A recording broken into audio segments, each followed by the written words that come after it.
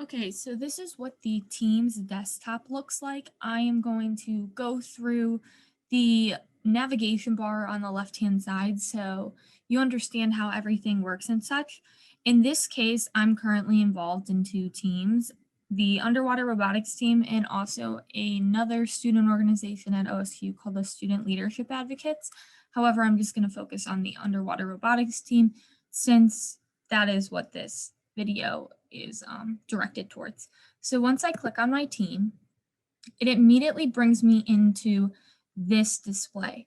So on the left-hand side, you can see that there's different groups. And in this case, it has me on general. In general, that's just where anything that needs to go out to all team members can go. Then there's business. That is the one that the business team uses. Career is anything career-wise that someone is able to post, whether that be a full-time position, an internship, um, a presentation to go to, etc. Electrical is another sub team like the business team. This is where electrical posts all of their announcements. Mech is for the mechanical team. This is where that sub team posts all their announcements. Random is literally anything. If I click on it right now, you can see some people just posted like pictures and stuff like that. Social events, this is where all social events are posted for announcements. Software is another sub team, and that's where they post their announcements. STEMBot is an outreach program that we use, and this is where those announcements are posted. Team leads is where the announcements for team lead meetings are posted and such. So if you need to reach out to all the e-board members, this is where you would go.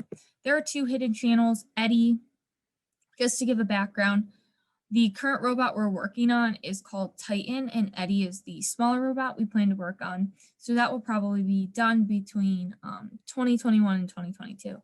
Pickups, this is in order to go to the Center for Automotive Research, or CAR. We like to do a lot of carpooling for that. So this is basically where you start off.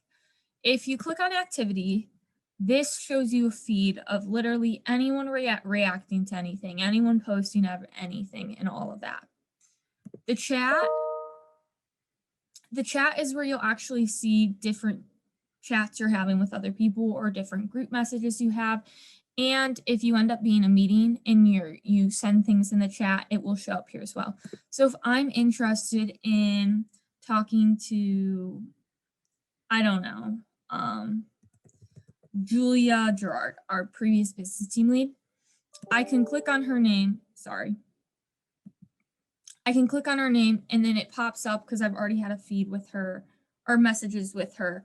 However, if I didn't have messages, then this would be blank. But yeah, that's how that works. And then calendar.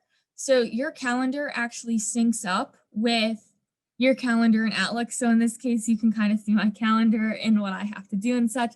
But if you schedule any team meetings through Outlook or through Teams, it will show up here. Oh, I skipped assignments. Assignments, I've not actually really worked in here just because there's been no need to, since this is an organization and not a classroom setting. So if this was for a class, you'd probably see it, but we don't do anything there. Calls are going to show just like if you're going to call someone real quick, it's not really used. Files. So these are all the files these are all of my files in my OneDrive that show up here because OneDrive syncs up with Teams. If I click on Microsoft Teams, so these are actually all of the files within Teams. So Teams allows you to store files in the program that others can view, which is super helpful. We don't use it too much. And then these are just additional things that are on Teams. This is not really needed. We don't use that. Going back to the specific groups in Teams, if you look at the very top, you can see how there's different I guess headers that you can click on. So if I click on this one right here,